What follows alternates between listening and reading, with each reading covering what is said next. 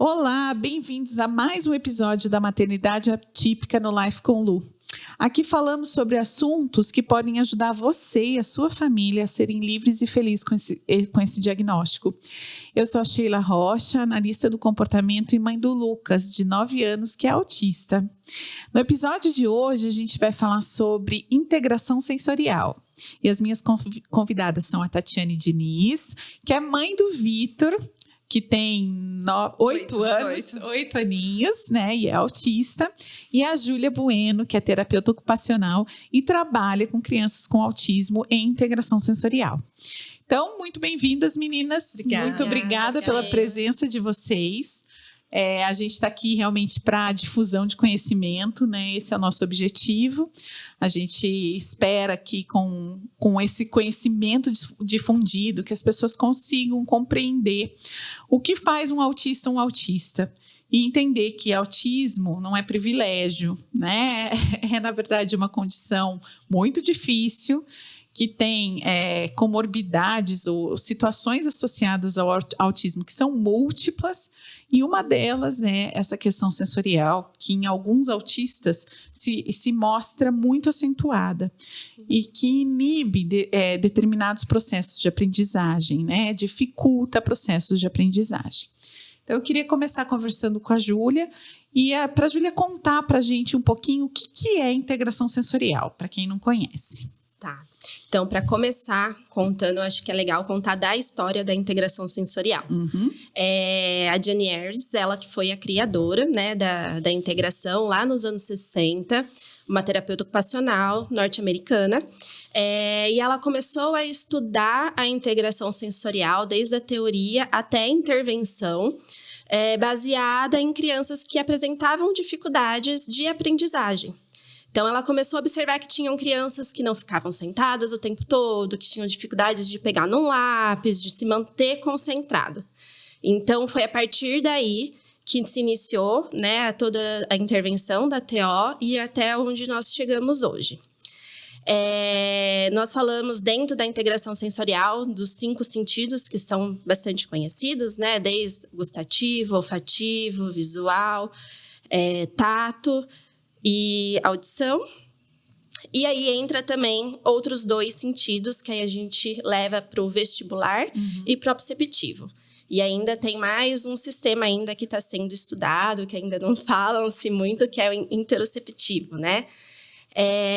E aí a integração sensorial, eu vou falar assim como eu falo com os pais mesmo. Sim, claro. Que é a sensação que nós sentimos e conseguimos nos organizar num ambiente. Então, por exemplo, a gente está aqui conversando, eu sei que tem essa luz, tem o barulho do ar, escuto um barulho lá fora, eu estou sentada, me mantendo ereta na cadeira, pensando em tudo que eu vou falar. Então, nesse momento, tem várias sensações sendo realizadas ao mesmo tempo, em que ocorre esse processamento, de forma que a gente fala de uma resposta adaptativa, né?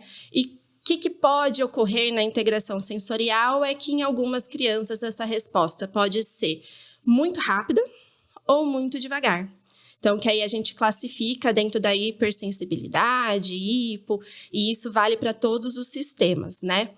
E aí é muito comum, dentro do autismo, a gente ter como uma comorbidade o transtorno do processamento sensorial, ou então, agora que a gente usa muito mais, a disfunção sensorial.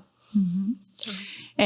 A gente vê que é algo que é comum, né, entre os autistas. Muito. Então, é uma das coisas classificatórias até do diagnóstico do autismo, essas disfunções sensoriais. Mas cada um vai ser muito diferente do outro.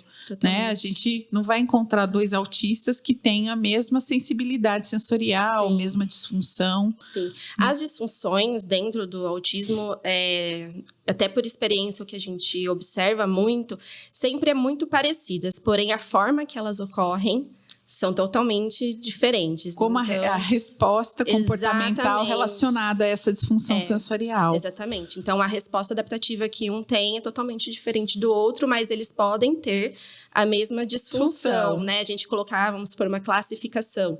Pode ocorrer, mas a forma em que essa criança ela vai ter essa resposta totalmente diferente. Sim. Tati, você tem o Vitor, né? O Vitor, qual é o grau de nível de suporte dele 3. hoje? 3. No início, quando eu tive o diagnóstico, me deram leve, mas assim, totalmente, lógico, errado, mas a gente já tem uma noção, né? Sim. Porque meu filho nem falava, ele tinha algumas palavras, com 2 anos que ele teve o diagnóstico, tinha algumas palavras soltas, mas nada funcional. E me vieram com leve, né? Entendeu? Hoje, até eu falei pro pessoal esses dias da produção que a gente estava fazendo uma pesquisa, né? E todo mundo que estava no início do diagnóstico ali, Era tudo é leve. É. Eu falei, não é bem assim. Essas crianças ainda estão num pré-diagnóstico. Então, esse leve pode ser um severo lá no futuro, Sim, né? sim. O leve não é tão leve assim. Na né? época eu não tinha noção, não sabia nem que era autismo, para falar a verdade. Assim, a gente, ventila alguma coisa, mas nem sabia. E quando eu tive o diagnóstico do Vitor, ele não tinha essas questões sensoriais fortes, ele não tinha. Era totalmente diferente do que ele é hoje. Sim. Mas não tinha fala. E foi justamente por conta da falta da comunicação que eu fui buscar diagnóstico. Sim. Porque ele não tinha. E aí o médico falou leve, não era nem igual fala hoje, qual que é o nível de suporte. Né? Pela dependência que ele vai ter, né? Qual que é o grau dele. Então, na época foi leve, mas hoje é 3. É o nível 3 de suporte. Ele é totalmente dependente para tudo. Né? Sim. Então, ele tá no grau, fala severo, nível 3. Sim. E assim, eu sei, né? Eu acompanhei o processo do Vitor por um período de tempo. Os meninos faziam terapias juntos, né? E eu sempre vi que a tua angústia pela questão sensorial sempre foi muito grande. Muito. Né? Quais são as coisas que o Vitor emite como resposta dessa adaptação sensorial? Então, ele começou a demonstrar... metade de 2018, ele não tinha crises fortes mesmo no sentido de bater mão na parede, bater pé na parede, gritar muito, mas não se machucava. Isso foi só se elevando. E a gente não conseguia entender os motivos em casa. Fora de casa, a gente não conseguia entender. Dentro da terapia, o que era passado para mim era demanda. Da demanda, aumenta a demanda, ele já começa... Fuga e esquiva da tarefa. Então, era um pouco contraditório. Aí, Sim. até eu entender, quando a gente começava a dar uma negativa para ele, chamar uma atenção. Não pode, filho. Não faz isso, filho. Né? Ou não. Frustração. E aí foi aumentando. Aí começou a acontecer dentro da escola também. A mesma coisa que eu tinha de retorno da terapia, eu tinha também na escola. Então, na escola já era, vem buscar, seu filho está em crise. Chegava lá, ele estava no chão e ninguém nunca conseguia me falar qual foi o antecedente, qual foi o motivo. Não conseguia entender. E aí, foi passando o tempo, eu fui observando e questionando tanto terapia quanto escola. E aí, em casa, juntando com em casa, o negócio foi piorando, porque aí ele começou... a deixar de comer algumas coisas, aí foi entrando tudo, de uma vez. Nunca teve seletividade alimentar, então ele foi deixando alguns alimentos de lado. Ele sempre comeu sozinho, ele pegava colher, não tinha um movimento de pinça, de preensão, de punção, não tinha. Sim. Isso ele não tinha, mas conseguia comer sozinho.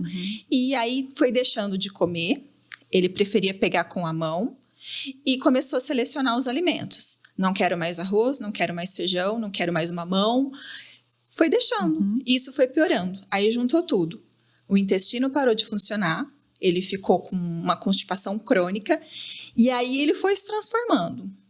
Piorando as crises. De se machucar, autolesionar. Começou a bater na cabeça, na terapia. Bater na cabeça na escola, em casa. E isso ele substituía. Quando ele não estava batendo na cabeça, ele estava se mordendo. Então, assim, ele não machucava as pessoas. E aí, até chegar no ponto de ser tudo ao mesmo tempo. Era se machucar, e aí ele ia no braço das pessoas e arranhava. Mas aí eu fui entendendo. Aos poucos a gente vai percebendo, né? Era sempre perante uma negativa, aumento de demanda, e aí veio os sons. Veio a luz, e foi tudo, assim, pensa num pacote de sensorial totalmente desregulado.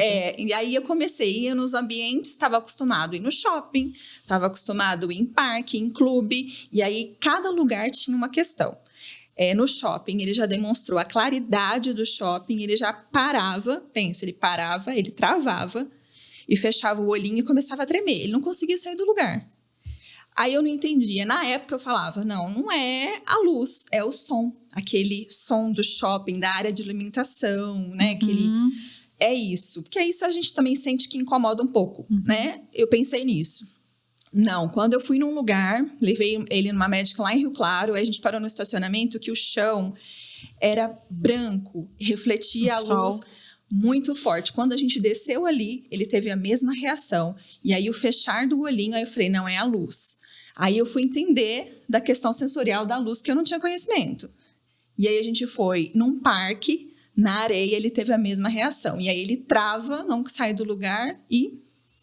Isso eu sempre fui passando para as terapeutas, né? Só que nunca foi trabalhado isso com ele, entendeu? Porque o ABA, na época ele fazia ABA, e o ABA é a dessensibilização que elas falam, né? Na integração sensorial não tem isso. Então, assim, poucas coisas tentavam fazer com ele. Então, essa questão um exemplo, ele começou a cuspir por conta da erupção dos dentes. Até isso ele tem forte, até hoje ele tem.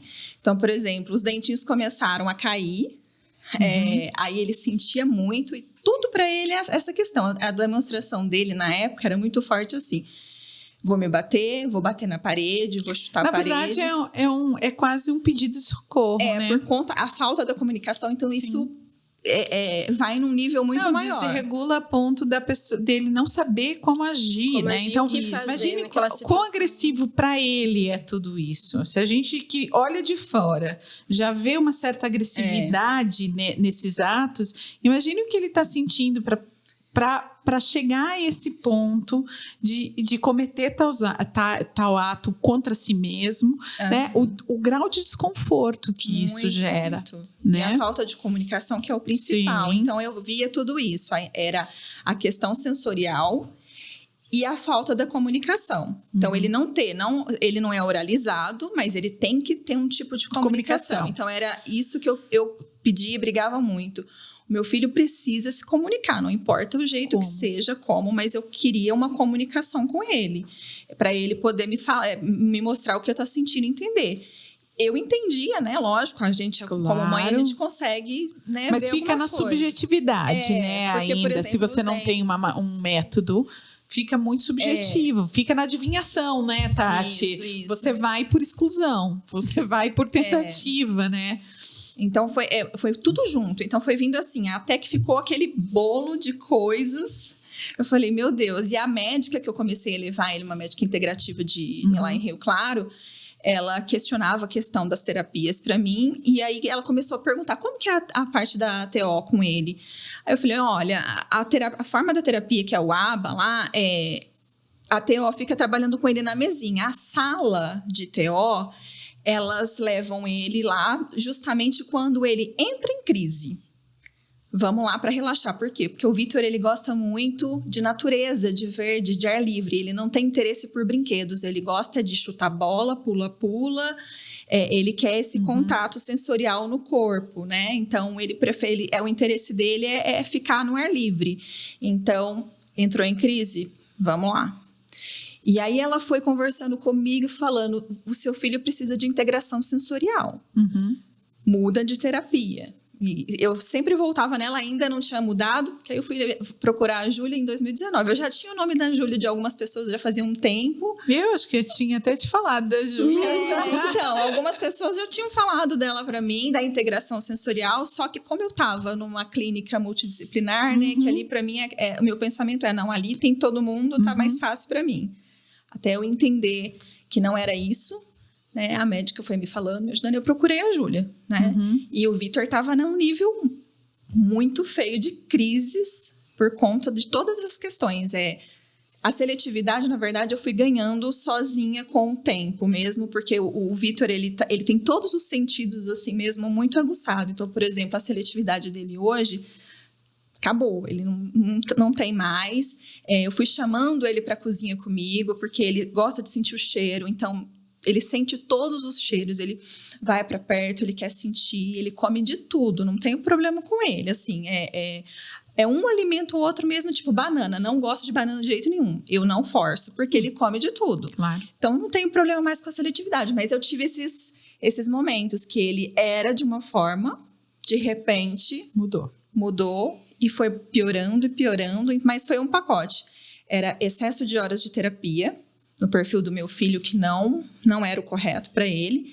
Escola, então ele não tinha tempo de casa comigo, porque ele chegava à noite praticamente.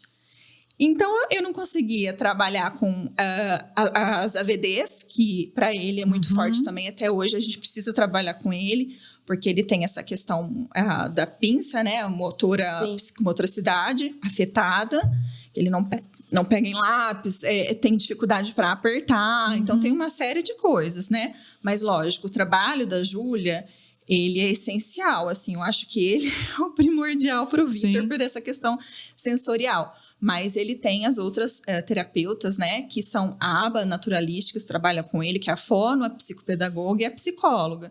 Então, a psicóloga trabalha junto com a Júlia, então, e elas têm uma troca, né, elas se conversam a respeito do Vitor, então, é porque o comportamental e a comunicação também precisa para ela conseguir trabalhar. Claro. Né? Então, é um pacote. Mas hoje o Vitor, ele está com a Júlia desde 2019, ele melhorou muito, porque a gente teve o período da pandemia também, que atrapalhou mudanças grandes. A gente teve que fazer várias adaptações também, né? A Júlia foi em casa, aí a gente fez uma adaptação, ela me ajudou, porque o Vitor batia o pé na parede, aí ela falou, Tati, a gente tem que entender por que o Vitor tá batendo o pé na parede.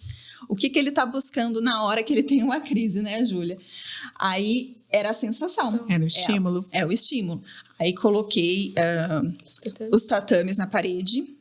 E aí ele batia e conforme o tempo foi passando, ele foi parando. Então ele foi diminuindo.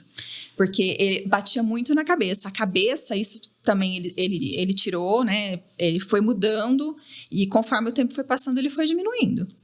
Então foi tudo adaptado. A gente tem que entender que a gente tem duas coisas, né, que levam a esse estado. Uma é busca sensorial, né? E a outra, na verdade, é sobrecarga. Então, são os dois motivos que vão levar uma criança a emitir esse tipo de resposta, né? E aí a gente tem que entender exatamente a função, o porquê daquilo que está ocorrendo, para a gente poder também estar passando as acomodações sensoriais, para que seja realizado em casa, na escola, no todo o contexto, né? Tem que ser levado. Eu acho que, assim, isso... Uma dificuldade é que a gente fala em aba, vai ser sensível, né? Falar em aba aqui com a Tati, mas eu sou uma especialista em aba e eu acredito, não é que eu acredito, é uma ciência que trabalha comportamentos. A dificuldade, quando a gente fala em aba, é justamente o engessamento do aba, né? Sim. É o engessamento desse processo. Pensando-se que, por exemplo, a integração sensorial não pode entrar dentro de aba. Quem disse? Quem disse? Né? Porque, não é protocolável. Por que não? Então, se a gente puder ter uma ferramenta de medição e de avaliação da integração sensorial, por que ela não pode ser usada como recurso dentro da análise de comportamento aplicada? Pode ser e deve ser, porque se mostra altamente eficiente, né? E a gente fala em comprovação científica, mas a gente tem que falar também em estudos clínicos, em amostragem, e não só lá na meta-análise do estudo científico, como se coloca uma coisa ou é 8 ou 80. Eu acho que existem muitos caminhos terapêuticos para a pessoa com autismo que não necessariamente são uma coisa ou outra, né? Isso é a primeira coisa que eu queria esclarecer. Sheila, você falou da questão da comprovação científica. Recentemente até saiu um artigo, não sei se você chegou a ver, em que a integração sensorial entra também dentro dessa comprovação, dentro das abordagens trabalhadas, né? Com a pessoa com autismo. Então, e assim, se mostra de uma eficiência enorme, isso é fato, né? E assim, a gente pensar que para uma pessoa poder aprender, para ela poder ter disponibilidade para aprender, ela tem que estar regulada sensorialmente. Então, não adianta eu querer forçar uma criança a um trabalho de tentativa discreta, por exemplo, dentro da análise de comportamento aplicada, sem essa criança ter disposição para isso ou ter regulação sensorial necessária para ela estar naquele local. Então, uma coisa é pré-requisito da outra. Sim. Não é? Então, a partir do momento em que você dá uma demanda, como foi o caso do Vitor, alta demanda para uma criança cuja a pauta emergencial é outra, ela não está pronta para aquela demanda, realmente não vai estar. E ela vai se frustrar cada vez mais, vai ter um comportamento aversivo em relação àquilo, vai ter um comportamento cuja função é fuga e esquiva daquela tarefa, e isso é fato, né? Eu compartilho da sua visão, Tati, também na observação do Lucas. Lucas passou pelo mesmo processo, eram 4h30 de aba na escola, depois mais 5 horas de aba na parte da tarde. Eu vi esse menino 7h da noite, né? E ali no momento da pandemia, essa coisa se desfez, porque foi algo que passou a não acontecer daquela maneira. Então, a gente mudou a estratégia terapêutica. Ele continuou tendo as mesmas horas de terapia, mas aí a gente mudou o foco dessa terapia, mudamos a diversidade da terapêutica. Então, e o ABA passou a ser naturalístico, né? Mudamos também a estratégia. E, realmente, ele mudou também, né? Por quê? Porque ele chegava em casa às 7h da noite completamente desregulado. Porque a demanda era muito alta para uma criança pequena, né? Para qualquer pessoa. Sim. Né? Para qualquer pessoa. Então, realmente, eu compartilho desse equilíbrio. Eu acho que a gente tem que ter um equilíbrio entre terapia, pensar que a mãe é um agente fundamental nesse processo, porque para um autista, toda hora é hora de aprender. Ele precisa realmente estar num processo imersivo de aprendizado. Mas isso não vai ser feito na mesinha da terapia por 20 horas semanais ou 40 horas, que era o protocolo do meu filho. Não vai. Porque ele realmente vai se sobrecarregar e os resultados vão ser mínimos, né? Então, eu acredito realmente que o teu caminho é um caminho que a gente tem que ter atenção. Você foi atenta nesse sentido, né? De entender que para o seu filho aquilo era mais prejudicial do que complementar, e realmente foi procurar outras formas de trabalho. Sim. O Vitor, ele... todo esse pacotinho que ele tem aí da questão sensorial e a questão das AVDs. Pelo tempo, eu não consigo... Imagina, uma criança nível 3, que é totalmente dependente, que precisa... dependente de comando. Filho, vamos tomar banho? Filho, tudo ele depende de comando. Eu tenho que ficar mandando ele, porque ele não tem autonomia. Então, como que eu ia trabalhar isso com ele se ele não ficava em casa? Sim. Ele não tinha ganhos na escola, não tinha ganho na terapia. E eu não conseguia... À noite ele chegava, como você falou, ele estava transtornado, porque ele tinha crises e crises dentro da terapia, dentro da escola. Quando ele chegava à noite, era tomar banho, jantar e dormir, para no outro dia levantar. Então, ele estava uma criança transtornada.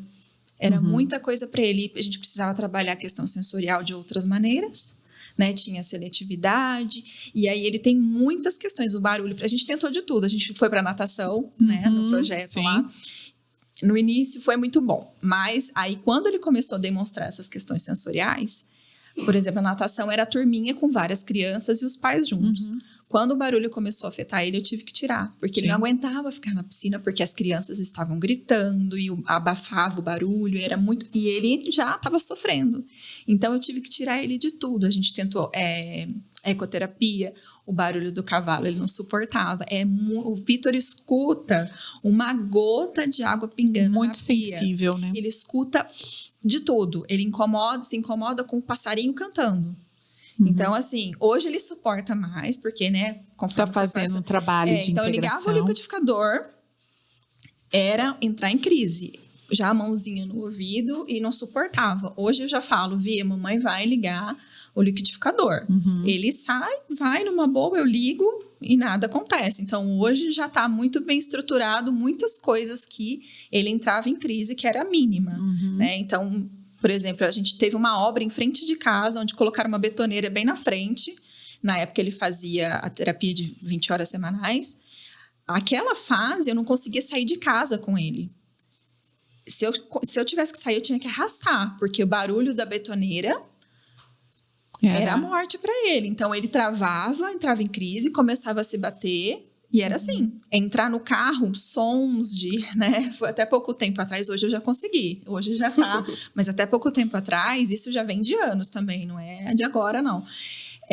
O barulho do trânsito é assim, dentro do carro com as mãozinhas no ouvido, já teve época dele se socar dentro do carro e chutar o banco e eu não consegui dirigir, porque o barulho na rua afetava. Hoje já consegue, mas foi também muito custo. Entendeu? Então, o Vitor, a sensibilidade dele é muito. Então, ele caminha em todos os âmbitos aí, né? É um pouquinho de cada coisa. Porque ao mesmo tempo que ele consegue pular super forte, né, Júlia? A Júlia esteve em casa na cama elástica, ela pulou com ele lá. Então, tipo, ele consegue pular na cama elástica, você também tem, né, lá no seu estúdio. Então, ele pula super bem. Só que ele não tem lateralidade, ele não pula para os lados. Se ele estiver no chão e você quiser pular com ele, ele dá uns pulinhos, bem pequenininho, curtinho, mas ele não pula como ele tem a força de pular na cama elástica. Então, ele tem, por exemplo, a mãozinha dele, ele vai pegar a massinha, ele não coloca na palma, mas ele vai com os dedos, assim. Então, ele varia, né? Ele anda em todo, tanto na hiper e no hipo, né? Ele passa principalmente pelos dois, né? Em relação às crises que ele tinha, né? Da questão de morder, do bater. Então, era uma busca sensorial. Né? Ele gosta muito de que brinque com ele de cócegas. Então, ele busca coisas pesadas, abraçar, apertar. Então, por exemplo, agora ele consegue se autorregular sozinho. Eu até mandei a foto pra Júlia o dia que ele tava em crise, ele não conseguia sair de casa, mas ele foi no quarto, pegou um almofadão, a Júlia falou, Tati, compra lá um almofadão, comprei um almofadão, ele mesmo pega o almofadão, deita na cama para se acalmar.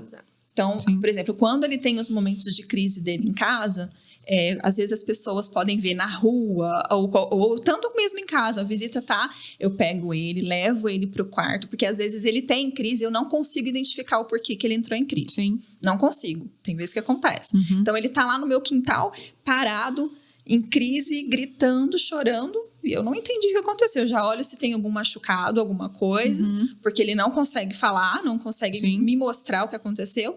Pego ele, levo pro quarto, tenho que deixar tudo escuro. Ele deita na cama dele. E lá ele fica, eu falo, filho, a mamãe vai fechar a porta. Quando você acabar, você sai, a porta tá aberta. E ele mesmo faz, quando acaba, ele sai como se nada tivesse acontecido. Mas ele mesmo se autorregula no quartinho dele. Se eu tiver em um ambiente, casa da minha mãe, consigo fazer isso. Mas se eu estiver na rua, aí já é mais difícil. Complicado. É muito mais difícil. Então, no momento, depende do que aconteceu. Não tem uma regra, entendeu? Ou pegar, vamos embora, vamos pro carro, porque dependendo da situação, a gente não consegue sair daquilo ali muito fácil. Então, tudo depende. Então, hoje a gente está voltando em ambientes com ele. Por exemplo, no final de semana, eu nem falei isso para você ainda. A gente foi ele gosta muito do patinete. Bicicleta, por exemplo, é uma dificuldade. Ele não anda. Ele tem medo da bicicleta. O patinete é uma coisa que ele vai tranquilamente. Fomos numa quadra e ele não entrou na quadra. E aí eu não consegui entender se foi pelo ambiente amplo. Ele travou, segurou... Uma insegurança. Ele tem uma insegurança para algumas coisas. Então, por exemplo, a escada. Essa sua escada, por exemplo, que você tem. Ele vai subir, mas ele vai subir até certo ponto, ele já começa a tremer, ele não consegue, mesmo ele segurando. Então, ele tem essa questão, acho que gravitacional, para algumas coisas ele não consegue. Ele tem medo. Então, por exemplo, nessa quadra, eu não sei se foi a claridade, porque ele estava na areia, super bem. Então, a gente volta em alguns ambientes com ele, a gente vai trocando todo final de semana, para ver se a gente consegue voltar. Se ele vai aceitando, porque agora que ele tá bem, né? Então, a gente vai voltando aos poucos, mas ele ainda tem algumas coisas, né? Entendo. E assim, a gente vai falar dessa integração sensorial, qual é o objetivo dessa integração sensorial, no fim das contas? Tá. A integração sensorial, a gente sempre vai buscar a modulação. Não vamos dizer que vamos ter uma cura, que vamos conseguir alinhar todos os sentidos, que esteja tudo ok. Na verdade, todos nós vamos ter uma disfunção sensorial. Mas vamos pensar numa banda, né? A Jane falava muito disso. Então, que tem que estar todo mundo trabalhando em conjunto. Então, a gente vai tentar essa modulação. E o nosso objetivo vai depender de cada caso, óbvio, mas principalmente, por exemplo, no caso do Vitor, nosso objetivo principal era que ele conseguisse, de alguma maneira, também encontrar a forma dele se organizar. Então, qual que era o sentido ali que ele mais precisava para ele conseguir se organizar? Era o tato profundo, a massagem, a luminosidade do quarto. Então, todos esses quesitos, ele hoje sabe como se organizar. O que leva ele a conseguir manter essa banda tocando em sincronia. Então, dentro da integração sensorial, a gente sempre vai estar buscando que haja essa sintonia. Quando falamos em objetivos, a gente sempre trabalha na medida certa, o desafio da medida certa. Eu nunca vou colocar um objetivo a nível muito alto do que a criança ainda não consegue realizar, do que ela ainda não é capaz. Então, vamos pensar numa insegurança gravitacional. Preciso trabalhar o sistema vestibular, o equilíbrio proprioceptivo, dele conseguir ficar, né, em pé, acionar ali as musculaturas, mas ele ainda não vai no balanço. Então, eu vou pôr esse balanço no chão. É a medida certa para ele. Ele vai se aproximar desse balanço, a gente vai conseguir trabalhar outras questões ali envolvidas. Vou usar algum reforçador que ele gosta muito, mas, aos poucos, essa medida a gente vai aumentando para que a gente consiga o objetivo até eu conseguir, por exemplo, trabalhar o sistema vestibular, que foi o que aconteceu com o Vitor. O balanço, para mim, foi um grande desafio. E, recentemente, ele foi no balanço, ele vai na lycra, que era algo muito difícil para ele, né, suportar. E dentro do objetivo da integração sensorial, sempre vai vir a queixa funcional. A gente sempre vai trabalhar ali também, né? A integração é uma abordagem dentro da terapia ocupacional. Então, a gente sempre vai pensar na qualidade de vida do indivíduo, a gente sempre vai pensar ali nas AVDs, no que está impactando no cotidiano e no dia a dia. Então, quem vai trazer sempre vão ser os pais, essa queixa, para que a gente consiga, então, poder trabalhar. E aí, a gente faz toda a análise do que a gente precisa daquele momento. Então, no caso do Vi, era essa questão da modulação dos ambientes, o que estava ocasionando essas crises, como ele poderia se auto-organizar para que a banda tocasse de forma adequada. Então, nesse sentido... Quando a gente fala tanto em autorregulação, atos autorregulatórios, ou mesmo atividades de vida diária, aí, né? A gente está falando em autonomia, porque a gente, né? Uma hora que a pessoa ela pode entrar em crise ou ela pode entrar em disfunção comportamental, mas ela tem que saber se autorregular, porque isso vai fazer parte da vida dela, assim como a gente. A gente entra também em disfunção comportamental, né? Você briga lá com alguém, você sai louco da vida, mas você não sai matando todo mundo por causa disso. Você tem que ter autocontrole. Então, esse autocontrole é uma maneira de se regular, né? E isso é importante. Às vezes a gente fala assim, mãe, é necessário que você encontre uma maneira, você veja quais são as preferências, o que conforta essa criança, qual o ambiente que a deixa calma, né? Muitas vezes eu vejo assim, eu vou em casas de crianças com autismo e eu vejo assim uma confusão naquela casa, né? A confusão quer dizer, a luz com temperatura de cor inadequada, som no horário que não deve ter, mistura de ambientes, né? Uma criança que não tem um local para dormir, não tem um local para se acalmar. Hoje eu até falei sobre isso, né? A criança com hipersensibilidade, crianças que têm estereotipias maiores ou usam os teens para se autorregular, elas precisam de um ambiente de descompressão.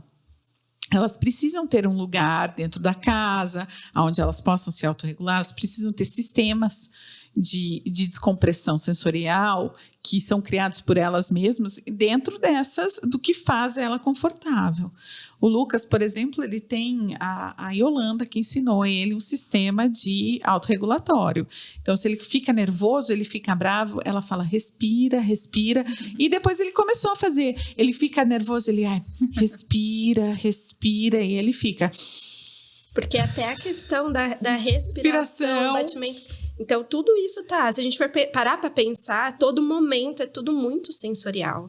Tudo, né? Tudo que a gente... O vento que passa, o calor, o frio, são coisas que pra gente podem ser normais, digamos assim. Mas para uma pessoa hipersensível... Tudo é motivo, tudo. Imagina você, né? Você sendo bombardeado com coisas que te incomodam o tempo todo. O Vitor, ele se incomoda no frio, por exemplo. O frio sempre para mim é um problema. A o Vitor, ele é assim, eu tenho que comprar a roupa exatamente do tamanho até o punho, porque se ela for grande demais incomoda, né? Se for um pouquinho, passar um pouquinho, o mínimo que for já incomoda ele. E não pode ser assim, não pode ser muito apertada. E nem muito larga. Mas tem que ter punho. Tem que ter punho na perna e punho no braço. Não pode ser a calça sem o punho. Então, essas coisas incomodam ele. E quando vem o frio, né? Todo ano eu passo por isso. Porque ele adora o calor. Ele prefere o calor do que o frio. E quando vem o frio, aí é uma batalha. É sempre assim. Hoje eu não vou conseguir sair porque eu não consigo colocar a roupa nele. Se eu coloco, ele tira. Porque ele não quer. Até ele entender. Mas a gente chega lá e ele acostuma e vamos embora. Ele continua incomodado, mas vamos. Daí a gente já entra nas questões de dessensibilização que você pode usar. Estratégias de dessensibilizar, né? Essas roupas de inverno, começar a introduzir de maneira um pouco antecipada e estratégias que você vai ter que sempre usar. Sim, por exemplo, a questão que ele tem a sensibilidade auditiva... eu tô tentando ainda colocar o fone nele. Sim. Porque a maioria... Isso que eu ia perguntar, se você não usava abafador. Porque assim, ele não suporta nada na cabeça, ele não suporta nada no ouvido. A gente nunca conseguiu colocar nada. Aliás, até quando ele perdeu as habilidades que ele tinha, né? Na certa idade, ele colocava boné, mas aí quando perdeu isso, é nada. Então, por exemplo, hoje eu comprei o abafador, mas os abafadores, ele tem aquela pressão muito forte. Aí eu tentei o fone... de música, porque ele não pressiona. E aí ele aceitou, alguns minutos ele tá tolerando. Então eu tô em alguns momentos, principalmente para sair, porque dentro de casa eu não tenho tanto problema, mas na rua mesmo. Então a gente tá treinando isso nele, para ele tentar suportar em alguns ambientes. Porque o Vitor é assim, ele não tem problema com fogos de artifício, por exemplo. Música alta, ele fica no meio de churrasco numa música alta. Mas o passarinho cantando... São coisas muito particulares. Cachorro latindo, a neta do vizinho chorando, ele se incomoda. E é assim, tem dias, não é sempre, é esporádico, mas tem dias que ele não é birra, é crise mesmo por conta desses barulhos. Então, é aterrorizante, porque é crise mesmo. Ele entra num... É aterrorizante. Sim. Então, e é umas coisas assim, por coisas que é mínima. Não faz muito sentido se a gente for pensar, né? Então, o Lucas tem algumas coisas assim também. Ele não tem hipersensibilidades, é uma criança que é bem regulada sensorialmente, mas uma coisa ele não gosta, a descarga do banheiro. Toda vez que vai dar descarga, ele põe a mão no ouvido. E eu falo, Lucas, você grita, você canta no karaokê, você já ficou dentro de trio elétrico. Agora, a descarga do banheiro, eu quase assim, eu penso comigo, mas o que tem nessa descarga? Não é só o barulho. É um contexto sensorial daquele lugar, daquilo que ele não gosta. Ele não chega a entrar em crise ou assim se desregula por isso. Mas ele coloca a mão no ouvido. Eu já acho que escalonou quase para uma mania, sabe? Automática de colocar a mão no ouvido. Então, volta e meia, eu tô lá tirando a mão do ouvido. Eu falo, não faz sentido nenhum para mim. Não. Né? Porque realmente a gente vê assim umas coisas que parecem simples. Mas dá pra o Vitor eu consigo diferenciar, porque ele coloca muito a mão no ouvido. Então, assim, ele se incomoda, mas também tem coisas que já virou, você pensa que já virou uma mania. Porque ele é esperto, você vai falar com ele, se você vai chamar a atenção dele, eu só olho pra ele. Às vezes eu só dou uma olhada, ele já faz assim. E eu não Nem falou nada. Não, eu não grito com ele, eu sou a pessoa que não briga, eu sou muito tranquila. E aí eu só olho, e se você, qualquer pessoa, você vai terapia quando tem demanda. Ele já coloca a mão no ouvido. Porque ele já sabe que vai pedir. Então, quer dizer, é uma forma de comunicação aí né? Ele transformou isso como uma forma de comunicação. Então, por exemplo, uma pessoa que tem uma voz mais grossa, pessoas que falam alto, ele conheceu, viu que a pessoa ou fala demais, fala alto, acabou. Ele já faz assim, não chega mais perto de você. Ele já, aquela pessoa ali, e pessoas que, tipo, eu já cheguei a pegar uma terapeuta que ficava... A fala dela era muito... Fina. Acabou. Não. Nunca mais. Não quis. Então, ele é bem assim. Ele não gosta que fala. Você não pode ficar falando. A terapeuta que fica... Eu já peguei essas terapeutas assim, né? Vitor, já está na hora, o reloginho chegou em tal número, vamos... A pessoa vai falando, até eu me irrito só de... Então, ele é muito assim. Sim. Então, aí para ele, aquilo ali acabou. Aí ele não vai entrar na terapia mais, ele não vai querer ficar perto daquela pessoa. Então, ele tem todas essas coisas. Não grita, não fala alto, não briga perto dele, não discuta perto dele. Porque o Vitor é assim, não é a birra. Ele entra em crise. Ele entra em crise. Então, isso é muito forte nele. Essa coisa do colocar a mão no ouvido, muitas mães falam, põe a mão no ouvido porque tem hipersensibilidade. Muitas vezes não, né? O ouvido, na verdade, é a primeira reação de proteção da criança, né? Ela coloca a mão no ouvido porque ela muitas vezes está com medo, né? E pôr a mão no ouvido, para uma criança com autismo, colocar a mão no ouvido muitas vezes é medo mais do que hipersensibilidade auditiva, né? Sim. Eles se protegem colocando a mão no ouvido.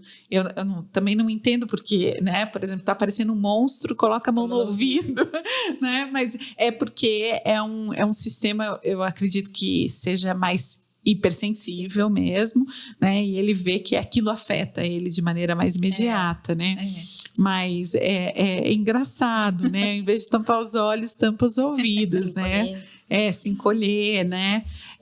Mas é importante que a gente entenda que existe evolução nesse processo. Sim. E que você consegue, mesmo uma criança de grau de suporte 3, fazer com que ela entenda que ela entrou nesse processo e que ela tem que ter ferramentas, aprendeu ferramentas para se autorregular, porque é uma coisa que provavelmente, claro, conforme eu imagino assim, eu entendo isso dessa maneira, né? Não sei, a Júlia pode afirmar isso ou não, mas quanto mais você regula essa questão sensorial, menos sensitiva essa pessoa será. Né? Porque o que a gente vê é uma melhora, obviamente, e a melhora não é só a tolerância, a melhora também é da sensibilidade, sim. Não é isso? Hoje, o que eu observo muito das crianças, depois de algum tempo que inicia a terapia, principalmente, elas entram na sala e elas já sabem exatamente o que buscarem para elas conseguirem se organizar. E aí é em cima disso, do engajamento da própria criança que eu vou trabalhar. Então, naquele dia, ele pode estar desorganizado, mas ele sabe que a almofadona, para ele, naquele momento, é o ideal. Então, então vamos trabalhar em cima do almofadão, vamos colocar outra cor e assim por diante. Então, a gente vai também a princípio do que a criança tem interesse ali buscando na sala. E com o passar do tempo, é muito nítido, né? Então, você vai observando as preferências da criança diante mesmo da disfunção sensorial. Então, acaba que casa tudo muito, muito bem. E outro ponto que eu queria também falar, que você falou da questão, né? A gente entrou da dessensibilização e da integração, a diferença, né? A integração sensorial, a gente já fala o próprio nome, é integrar. Então, a gente está sempre trabalhando mais de um sentido ao mesmo tempo. E já, na verdade, nem entraria a dessensibilização, porque é o que a gente não trabalha, é estimulação sensorial. Sim. Então, é a areia, é a bolinha de sabão, vai ser as bolinhas de gel, vai ser... Exposição a diferentes estímulos sensoriais. Isso, e aí a gente também leva o nome de discriminação. Então, a partir do momento aquela criança perceber que aquilo é uma massinha, aquilo é um slime, isso é uma bolinha de sabão, então ela conseguir discriminar de formas diferentes aquelas sensações também. Né? Eu acho que é extremamente fundamental a gente falar em integração sensorial, né? No sentido de que, por exemplo, a gente tinha o trabalho da terapeuta ocupacional, né? Como a Júlia faz. A Júlia que ensinou o Lucas a pinça. Né? E eu tenho muito carinho por essa pinça. E o Lucas era muito pequenininho, né, Júlia? Ele tinha acho que nem 3 anos. E ele era pequenininho. E a Júlia chegou para mim e disse assim: a gente vai ter que treinar a pinça porque ele vai escrever. Eu falei, gente, esse menino vai escrever daqui a quantos anos, né? Mas ela já quer treinar a pinça. E realmente foi um processo muito valoroso. O Lucas escreve, está alfabetizado, mas essa questão de desenvolver essas habilidades, antecipando na verdade, esses pré-requisitos para determinadas atividades da vida futura são fundamentais. Então, a gente não pode trabalhar só com o que é emergencial. A gente tem que trabalhar com coisas que vão ser necessárias para o restante da vida dessa pessoa, né? E eu lembro que isso era uma coisa que na época para mim não fazia muito sentido, porque o Lucas era um bebê, né? O Lucas usava fraldinha. E aí ela vem falando da pinça porque o Lucas ia escrever. Eu falei, gente, se essa criança comer já tá bom, né? E ela já vem falando que ele vai escrever. E realmente, eu lembro que o treino do Lucas para pinça era colocar o soldadinho dentro do slime, que o soldadinho era o reforçador até hoje, Júlia, né? Penso que o Lucas tem um reforçador desde que começou essa jornada terapêutica. Agora ele está com 9 anos, são 7 anos com o mesmo reforçador, que são os soldadinhos de plástico. Ele ama aquilo. E estava dentro e ele tinha que tirar de dentro do slime o soldadinho, que era algo, um objeto de enorme valor para ele. E ele tinha que resgatar esses soldadinhos de dentro do slime. E isso era um trabalho que não só um trabalho de pinça, mas um trabalho de integração sensorial também, porque ele estava tendo disposição a esse estímulo sensorial, que era o slime que ele não suportava. Né? E a gente vê que as coisas elas não podem ser trabalhadas de maneira independente, né? Elas têm que estar integradas mesmo, por isso essa integração sensorial, né? A gente tem que estar expondo de maneira conjunta essas informações sensoriais para que a criança consiga ter um tocar de banda, né? Como você falou, pensar que isso é um processo que está usando vários sentidos ao mesmo tempo. Eu lembro do Vitor e o flap de mão, né? Qual é a situação do flap do Vitor hoje? Então, quando ele começou com o flapping, era muito forte. Então, era assim, o tempo inteiro. E aí, quando a gente conseguiu um objeto que ele tivesse o apego, aí isso foi diminuindo. Né? Então, hoje, ele procura, na verdade, não tem um apego. O Vitor, na verdade, não tem apego com nada. Tipo, aquilo ali que ele tá rodando na mão. Se alguém pegar dele e tiver qualquer outra coisa, ele pega esse fio aqui e começa a rodar. Desde que dê para rodar. Então, se ele ficar sem alguma coisa rodando na mão ou para ele apertar, ele vai balançar. Ele não balança, não faz aquele flapping forte como ele fazia. Mas ele fica mexendo os dedinhos. Não tem esse movimento que é mais prejudicial, né? Ficar o tempo todo assim. Porque a gente já chegou a levar ele no ortopedista para ver a mãozinha. Porque saiu, na época, um calombinho assim na mão. Mas não tinha a ver. Ele falou, não, tá tudo bem. Mas se ele puder ter alguma coisa na mão, é melhor, né? Então, hoje ele procura. Mas é muito... diminuiu muito, ele consegue ficar sem aquilo. Ele consegue dar outra função para a mão. Porque eu lembro que houve uma fase em que esse flapping até impedia algumas atividades, não é isso? Aquilo ali ele sempre está na mão. Mas hoje todas as terapeutas conseguem tirar, por exemplo, isso dele e trabalhar com ele. Tem uma troca, às vezes não, até ele consegue ficar sem. Porque o apego do Vitor, na verdade, é assim, ele fica mais o tempo inteiro chutando bola em casa, ele quer chutar bola. O que ele não tem, a destreza dele que ele não tem na mão, ele tem no pé. Então, por exemplo, uma bola, ele tem uma habilidade com a bola muito grande. Com a mão, ele não tem nenhuma. Então, por exemplo, ele não consegue pegar a bola e jogar. Se você não tiver com ele trabalhando aquilo ali, mesmo assim, ele não coloca força, ele não tem interesse. Então, tipo, vamos brincar? Joga pra mamãe, joga pro papai. Ele joga no chão e chuta. Se ele não tiver uma bola, ele vai fazer tudo de bola. Entendi. Entendeu? E aí, essa questão ele consegue ficar sem. Nesses momentos que ele tá ocupado, ele consegue ficar sem mexer com a mãozinha. Sim. Mas, por exemplo, se eu der uma bexiga pra ele, o tempo inteiro. É como se ele entrasse num transe. Aí ele fica, porque ele tem o barulho que ele gosta de ouvir. Entendi. E o movimento. Então, não tem uma bexiga. Por exemplo, ele gosta muito de livro. Então, o quarto dele tem uma estante de livro. Ele pega o livro e folheia. Só que aquilo ali, a hora que parou o interesse dele, ele pega a capa do livro e começa a balançar a capa do livro para ouvir o barulho. Entendeu? Então, mas aquele flapping sumiu. Mas ele ainda tem, e você vê muito que é ansiedade, porque o Vitor não senta para ver um desenho, ele não tem interesse. Ele gosta de ouvir a música, mas ele não tem o interesse de se manter sentado, ele fica o dia inteiro em movimento, ele só senta para comer. E mesmo assim, comendo, ele não se mantém sentado o tempo todo. E na escola? Que foi um ganho também, né? Conseguir sentar para comer já foi uma... Escola é a mesma coisa. Não se mantém sentado, ele não gosta do ambiente escolar por conta da parte sensorial. Então, o Vitor, ele tem esse fator que impede a questão sensorial. Não suporto crianças falando, gritando, cantando. Não suporto professora falando.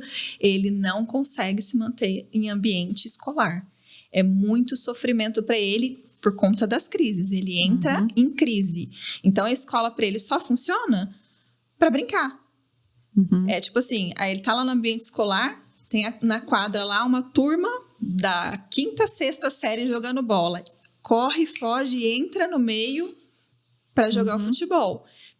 Não volta para a sala mais. Você vai tentar, ninguém consegue. Mãe, vem buscar porque seu filho tá em crise. Entendi. Então, assim, dentro da sala de aula, ele sempre foi assim. Na creche, ele, quando ele teve esse gatilho de ter da mudança dele, comportamental, foi até a 3ª etapa bem. Da 4ª etapa na 5ª etapa, não teve ganho nenhum.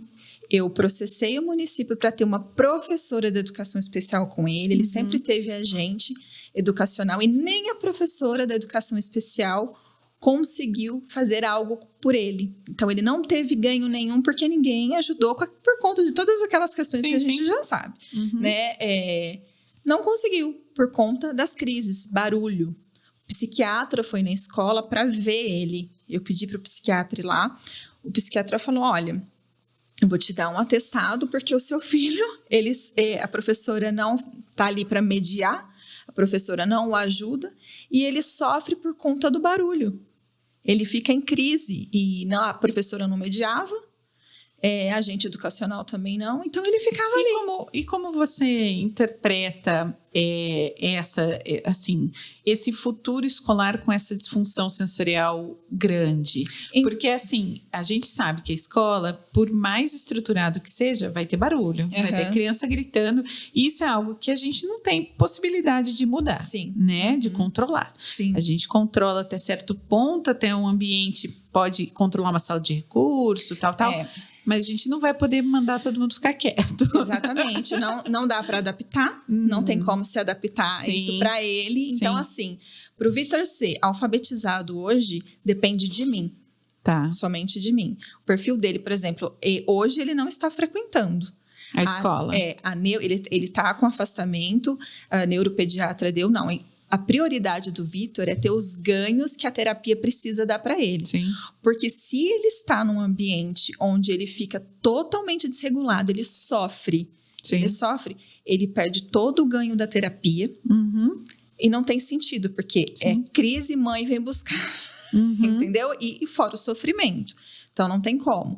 Então, hoje, a minha prioridade, inclusive eu vou começar o mês que vem, eu vou fazer um curso de comunicação alternativa, que é a que a Fono está trabalhando com ele, que é a prioridade da Fono, que eu procurei, é a comunicação alternativa aumentativa, né? De alta tecnologia e de baixa, porque o Vitor, ele está entrando nas duas, porque ele tem uma certa dificuldade com tecnologia, que ele não gosta, ele não tem interesse, mas ele já conseguiu identificar para poder pedir o que ele quer. Então, assim, eu é que vou fazer isso por ele. Claro, futuramente é que aí que a gente vai analisar se ele pode ir para a escola, se ele tiver ganho, se ele estiver bem preparado para estar num ambiente escolar, porque infelizmente eu caminhei por todos os ambientes, Sheila. Escola regular, instituição, ele não consegue, ele sofre por conta do sensorial. É muito difícil. E o que eu não quero, que não pode, é ele não ter ganhos na terapia, que é a prioridade do nível dele. Infelizmente, não tem como. Então, se eu forçar ele numa coisa que ele não tem ganho na escola e ele tá em sofrimento... Não, né? A gente não pode. Como. A gente tem que... eu falo que tem aquelas questões. Não, tem que estar na escola para socializar. E o Vitor, ele tem essa questão também que ele não gosta. É o perfil dele. A socialização dele, ele prefere pessoas maiores que ele, crianças de maior idade que ele. Talvez até por uma questão sensorial mesmo. Exatamente. Os menores falam mais alto, gritam, pegam, e o maior ele não suporta. Então, justamente por conta da comunicação, a comunicação para o Vitor é a base. A parte sensorial, a gente já tem algum ganho, tem muita coisa ainda para se trabalhar, mas por conta da comunicação, a escola não consegue ajudar ele. Também não consegue. Então, assim, aí vem a questão da mediação, que eu preciso sempre ter uma pessoa com ele. E aí vem a briga que a gente tem de escola, né? Para ter essa pessoa. Aí, por conta do perfil dele de crises sensoriais, a escola não consegue lidar. Então, assim, depende de mim. Hoje, a parte de alfabetização é minha. É minha. Vai ser minha. Até a hora que eu falar, eu ver que nós vamos conversar mais pra frente. Então, hoje eu tô fazendo o curso de comunicação alternativa para conseguir se comunicar. E tô fazendo de pré-alfabetização também. Então, vai depender de mim. Se caso eu precisar de uma pessoa para me dar suporte, para ajudar, vai ser comigo. Mas... É assim, hoje eu não vejo ele em outro ambiente que não foi em casa, que é onde ele tá bem, ele tá confortável e vai até onde o dia que eu falar, não, ele tá preparado. Porque também para socialização, que é o que a escola acaba justificando pra gente, né? Não, mas ele tem que vir para socialização. Mas ele não tem nem isso.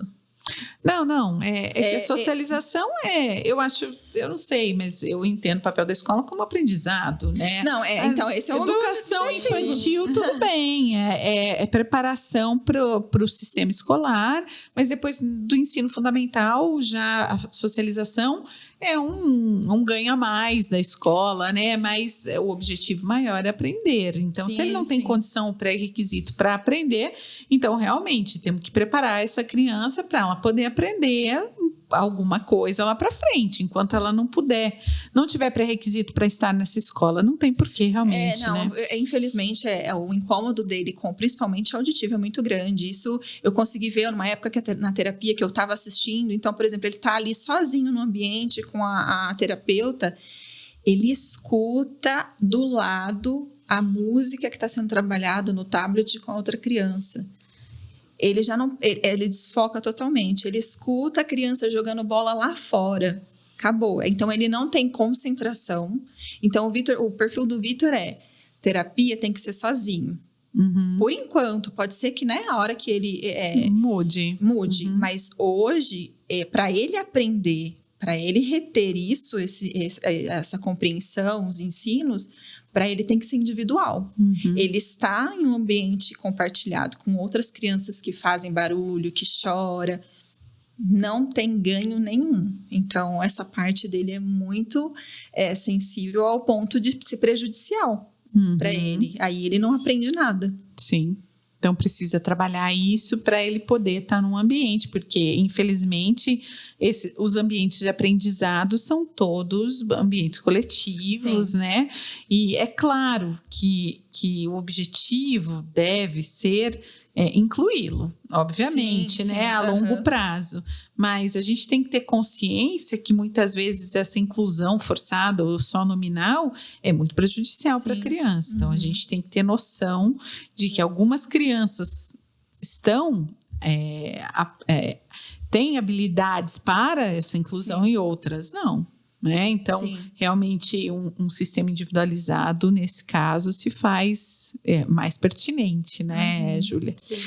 Mas, olha, é importante a gente ver, porque muitas mães sofrem com essa questão da questão sensorial e é difícil o terapeuta, muitas vezes, pautar isso.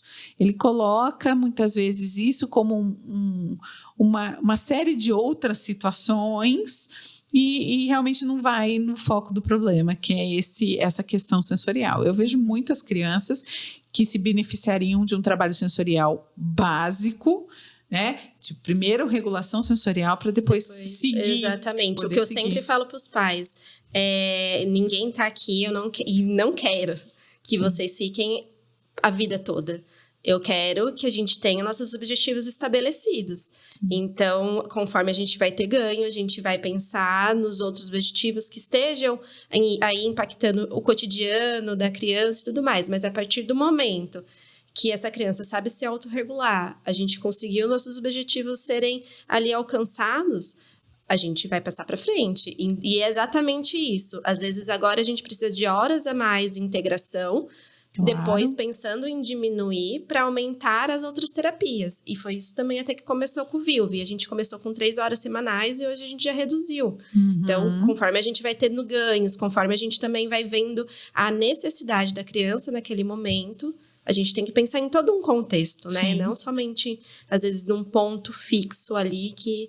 E é algo em mudança constante, né? Sim, totalmente. São pessoas que vão mudando a necessidade conforme as coisas vão acontecendo. Totalmente.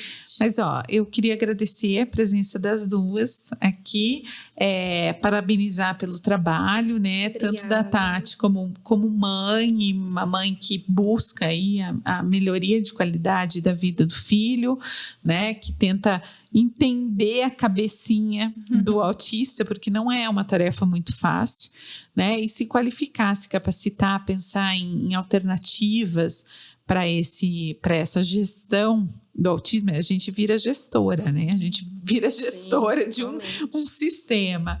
E para a Júlia, né, Júlia, que a gente já se conhece de tanto tempo, né? Foi uma das primeiras terapeutas do Lucas, que trabalhou com o Lucas. Depois o Lucas seguiu outros caminhos, né? Agora a gente trabalha muito a questão esportiva, então a regulação dele, ou essa questão sensorial, está trabalhada já dentro de uma função ligada ao esporte, relacionada ao esporte, que é uma coisa que ele gosta e que ele vai muito bem, isso é né? importante também. Então, assim, não é que não é mais necessário na vida do Lucas a terapia ocupacional ou a integração sensorial, é que a gente usa outras ferramentas hoje para trabalhar essas questões. Sim. Como as questões de vida diária, que a gente trabalha naturalisticamente, né, em ambiente naturalístico também, né? O Lucas, ele já põe a mesa, ele já faz o leite, ele já tem algumas habilidades de autonomia, assim, né? Às vezes eu estou fazendo almoço e ele está lá colocando a mesa, eu nem pedi, ele já está arrumando a mesa, porque ele gosta de comer, né? O negócio dele é comer. Então, cada um vai dentro das coisas que tem, das suas preferências, né? O negócio dele é comer, ele já vem ver como é que tá a comida, se tá tudo certo, já vai pondo os pratos. É muito engraçado, mas assim, são coisas que ele foi aprendendo e hoje a gente trabalha de maneira diferente, mas continua trabalhando e vai continuar trabalhando por muito tempo ainda, né? Porque tem muitas questões para serem pautadas, habilidades para serem adquiridas, mas assim, é muito legal reencontrar até você. Muito gostoso ouvir. E pensar nos processos, né? Eu lembro dos videozinhos do Lucas brincando com os carrinhos do posto de gasolina, coisa que ele adquiriu com muito apreço, né? Hoje ele monta as cidades, então, coisas que foram construídas ali, né? Com 3 aninhos, há muitos anos atrás, mas que ficaram, habilidades que permaneceram, que ele conseguiu desenvolver, a questão mesmo da pressão e apreensão, pinça. Então, são trabalhos que a gente vê, assim, como é importante essa construção, né? E eu agradeço a presença de vocês. Obrigada. Espero que a gente possa conversar novamente sobre outros assuntos. Conto com a presença de vocês. Obrigada, pode contar. Pode contar. Obrigada, meninas. Obrigada.